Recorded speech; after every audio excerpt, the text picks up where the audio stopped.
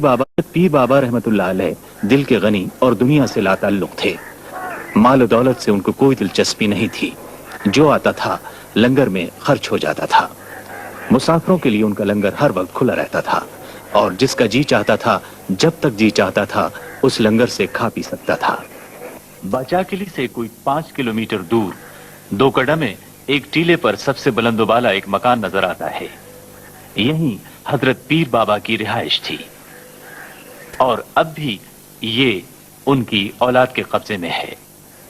मकान की तर्ज तामीर पुराने जमाने की है। यकीनन सदियों के रहन सहन से इसमें काफी तगय्युरात आए हैं, फिर भी इस मकान का माहौल बाबरकत है और इसमें दाखिल होते ही उस तकद्दुस का एहसास हो जाता है जो जमाने के दस्तबुर्ज से हमेशा महफूज रहता है।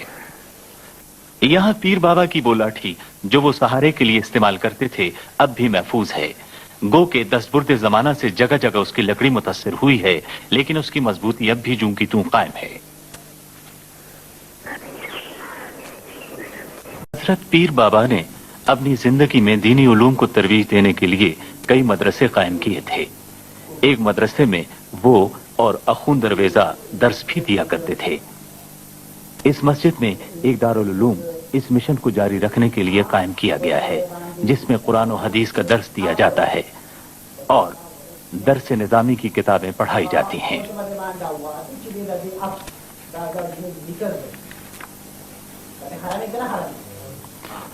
दारुल उलूम के साथ एक काफी बड़ी लाइब्रेरी है, जिसमें उलमा और तलबा की सहूलत के लिए इल्म दीन और दर्स निजामी की किताबें और उनके शुरू हो हवाशी जमा किए गए हैं। इस कुतुबखाने में आम इस्तेमाल की किताबें भी हैं और नायाब किताबें भी। तफसीर और हदीस के सिलसिले में इनका जखीरा काबिल तारीफ है। तालिब इल्म जब भी चाहें अपनी मर्जी की किताबों का मुतालिया कर सकते हैं और उलमाए किराम जरूरत की किताबें अपने साथ रख भी सकते हैं। कुतुबखाने का ताल्लुक चूंकि कदीम अंदाज़े तदरीस से है, इसलिए ज्यादातर किताबें वही हैं जो दाखिल दर्स मुख्तलिफ किताबों को समझने में मदद देती हैं और इस मकसद को पेश नजर रखते हुए हम इसको बेहतरीन लाइब्रेरियों में शुमार कर सकते हैं।